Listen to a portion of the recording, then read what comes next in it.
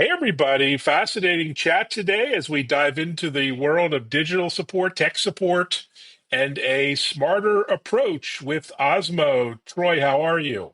Doing great. Nice to talk. Nice to see you. Good to see you. Thanks for joining. Really interesting topic. Maybe before the Ozmo story, if you could share a bit of background on yourself, your bio, and what led you to Ozmo. Yeah, sure. Just briefly, I've been in the telecom industry since the early '90s. Started off at a big carrier, and then did that for about 10 years, and moved into the world of technology startups. And I've been working with different startups in the telecom industry for the past 20 or so. I joined Ozmo about 6 years ago. I was introduced to them by someone who was looking for some help to expand their reach and help them get to the next level. And yeah, I've been happily working with them to take Osmo's technology to North American carriers. For the past several years, it's been going great. Yeah, so tell us about the big problems you're addressing. What's the backstory behind Ozmo?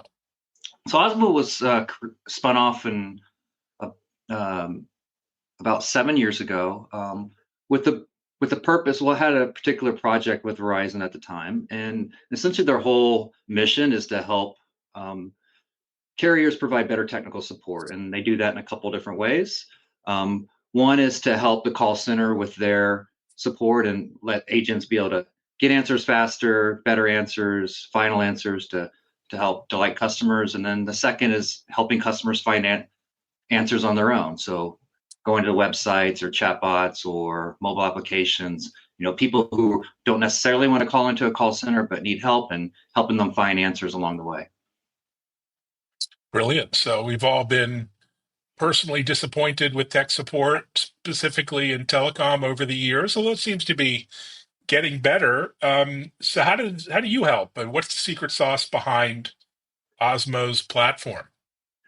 So a couple things. The first thing we do is really the heart of the platform is the agent experience, and the heart of that experience is our ability to virtualize whatever devices or applications that the user may have. So you call into a call center, you have a question about the latest Samsung that you just bought. They're going to be able to pull that device up and essentially have that device in their hands virtually. Of course, they're not physically going to have that device in their hands, but they'll be able to have that device, be able to browse through it, and be able to communicate clearly to the customer what the customer's seeing, what they should be seeing, and help them troubleshoot along the way. But in addition to that, we create all the step-by-step how-to content for everything from, everything in your connected home to wireless, um, IoT devices, etc. So all the things that complicates our technical lives, we pride ourselves on being the experts in those and helping guide consumers to, troubleshooting any areas of problems that they might have, setting them up, using them, etc. Great. This would be great for my mother and many others out there over the holiday season. So walk through what an end user sees. We're not going to do a demo here, but if they have a device issue, it's going to be any device, a router, a mobile phone, an app. What's the solution here? Well, that's the interesting part, especially when we get into AI, right? It can take on a variety of different modalities. So you could be going to, say, a carrier's website and just searching in their support section, and answers could come up that way. You could be within a mobile application and kind of hit the support tab on it, and answers can arise that way. You could enter in a chat experience, say, hey, I need help setting up parental controls on my device. All these are different modalities of getting the answers into the carrier, and it's our job to understand what the user is asking for, searching for, and surfacing the right answer at the right time. Brilliant. What sounds ideal. So, clearly everyone's looking at renewed improvement in customer experience. So I guess you're part of this push. I mean, how do you measure results when it comes to, customer experience? Is it wait times? Is it surveys? I mean, how do you show the ROI or the impact that Yeah. you're making? So if we kind of separate the consumer self use Mm, case to the call center use case, and the call centers, it's the normal metrics that call centers care about. So you mm, mentioned one of them, which is handle time. So we want to reduce handle time as much as possible, but at the same time, we want to increase things like first call resolution. We want to reduce the transfers from, say, a frontline agent to a more expensive technical support agent. We want to reduce the number of repeat calls that come into the call center when you could have answered it in the first call. So these are sort of things that call centers measure all the time, and we can show positive impacts across all of those areas. And then on the consumer side is things like customer satisfaction, NPS, right? And ultimately, the real measurement is if you're deflecting calls, right? Can you Mm. reduce the number of calls actually coming into the call center in the first place? Yeah, that's huge. Mhm. So we're in a conversational AI boom, and everyone's facing, this new opportunity. How does AI, Gen AI, conversational AI fit in your scheme?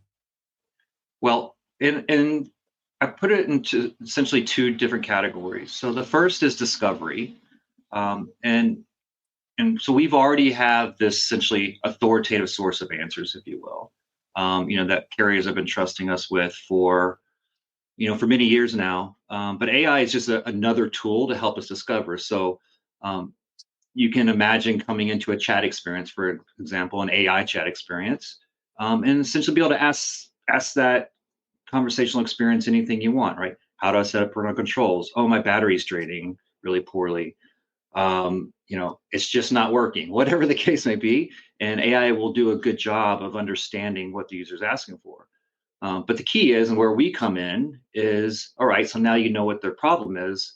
What's the right answer? What's the trusted answer? What's the authoritative answer? And is it something, that the user can trust and the carrier can trust surfacing to that user? Brilliant. And so it sounds like there's a big benefit for the support teams too, not just the end users or the agents, but the actual tier one, tier four support teams. How have you seen the implementation change their day to day work? Hopefully, for much much better versus them using Google to find answers as as we all do. That's right. And I think, there's certainly just the discovery aspect that I just mentioned for a care agent as well, or a technical support agent. But in addition to that, pretty quickly, and I think we're talking really starting next year and certainly the year after, you're going to see other use cases. So imagine an AI experience sort of co-piloting with the customer Mm, agent, right? Listening to the conversation, the transcriptions happening real time, and all of a sudden, this co-pilot will be surfacing information to the agent saying this is very likely the answer to the problem that you're talking to the customers on.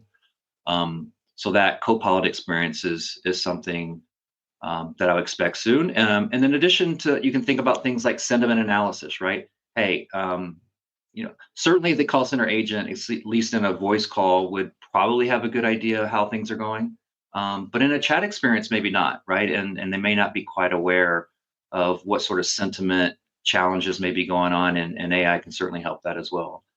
But in addition to all of those things, or sort of at least in conjunction with all those types of use cases, we find a lot of value of where we're going to sit in the stack. And again, we're going to be at the end of the day, the trusted source of information and answer to the problem. brilliant. So let's talk a little bit about your go to market. You have some amazing customers on your website, great logos. But how do you go to market? Is it direct to those? Do you have partnerships with developers and integrators and OEMs? How do you deliver your solution? The short answer is the vast majority of our go-to-market is direct. We've been quite successful in servicing the largest carriers and Mm, device OEMs in the world, and so you can see that, and we feel really proud of that. Not a lot of software companies, especially young ones, are able to navigate that ecosystem. But I think over the next couple of years, we're going to be expanding how we go to market and look for more partnership opportunities, because we feel like we can bring a lot of value, not just to the carriers, but to the other industry players as well. So think about the device OEMs, who's creating these devices, the systems integrators, the managed service providers. All these are places that have customer and technical support, in their offerings, and we believe that we can sort of partner with them along the way and start to expand the type of people who are using the product. Yeah, and the home's getting smarter, and it's not easy to navigate the smart home these days. I'm heading to CES in a couple weeks, and just the dizzying array of devices and applications. I don't know how everyone's going to set up and manage and maintain all of that because it's a nightmare today and it's only getting more complex. So it sounds like you have a great opportunity ahead of you. Yeah, I've been doing a lot of talks this last year and a half to the industry and exploring that exact um, movement of the connect. People have been slowly but surely increasing the number of devices in their home, and it's the growth is almost exponential, right? Even the you know we're probably early adopters. We have tons of devices in our home, I'm sure, but now it's getting to be mainstream where you just have dozens and dozens, if not more, um, devices creating complexity in the home network. And my question to carriers is, where do you want to sit in that ecosystem? And when someone calls you up and saying my Alexa's not working or my Ring doorbell's not working, do you want to be that what I call the hometown CTO? Do you want to help them, or which is and or you just have to make a decision, or do you want to say no, my demarcation of support is going to be my router, be anything beyond that, Mr. Customer, I will have to point you somewhere else. Are you going to create a premium support offering that says, well, we can do that sort of support for you but at a fee? All those are perfectly valid choices, but the carriers are going to have to decide that purposefully, I think. Yeah, I have a wonderful smart home security system that's been blinking red the last 2 months. I just can't be bothered to call support. I won't call them out and figure out how to get it Right. Well, fixed. I just don't have the time or energy to we'll work have on that. So yes, much needed. that's right. And or find a place for someone like you who might have a few minutes to go try to find the answer on their own, right? Exactly. So you have some great customers and logos all over your website, lots of customers, blue chip names. Any anecdotes or stories, success stories on, some real world results? Yeah, I really love our relationship with Rogers in Canada over the last couple of years. They came to us and with a very specific need around their broadband offering. They have a lot of their customer service agents who don't live in their particular region, so they have these agents don't have any sort of real world experience with the products that they're supporting, Hmm. selling. And so they came to us and say, hey, can you help? We want to get to these virtual devices into the agent's hands. And so we did that. It was super successful. And then we've just been slowly adding on to the areas of support. So now if you go to their website, you see, you don't see Osmo's brand. We're in the background, of course, but you can see support offering for not only their routers and the modems, but their streaming devices, their security systems, and of course their wireless business. So just being able to show kind of continued value to them and how we can help improve their customer service metrics and customer satisfaction scores just enabled them to make the case to that they wanted to trust us with more and more of their business. Brilliant. So what does a deployment look like? I mean, how long does it take to deploy? Maybe you're a local MSO or a LEC and, you have a lot of legacy equipment and call centers. How long does it take to get up and running? Super fast. So we made the really smart decision early on that this is going to be a SaaS offering. So Mm, there's no real direct integration required. We're not in the data center.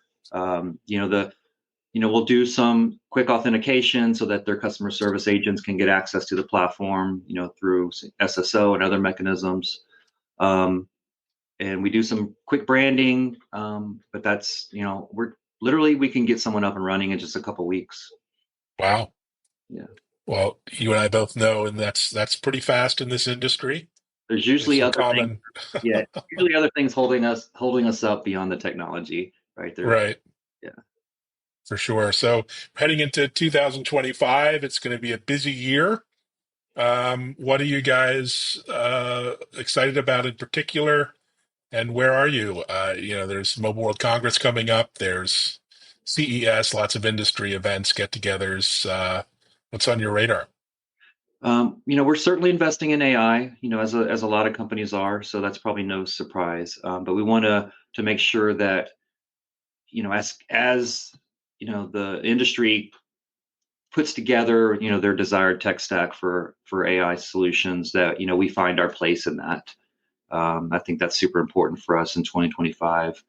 We're going to be expanding it's an ongoing process to keep expanding and keeping up with the industry. More and more devices come on market, and that's that's the hard part of the technology is very flashy and sexy. The not so sexy part of the business is just driving through the content and making sure we have the right answers for every single device on every single operating system on every single upgrade. And so sure keep us busy, but that's where we provide a lot of value. So we're super happy to do it. Well, sounds exciting. Can't wait to see all the improvements and outcomes as a customer. And good luck. Yeah, thanks so much. We're looking Thanks forward so to it. much. All And thanks right, everyone for listening, watching, and sharing. Take care. take care.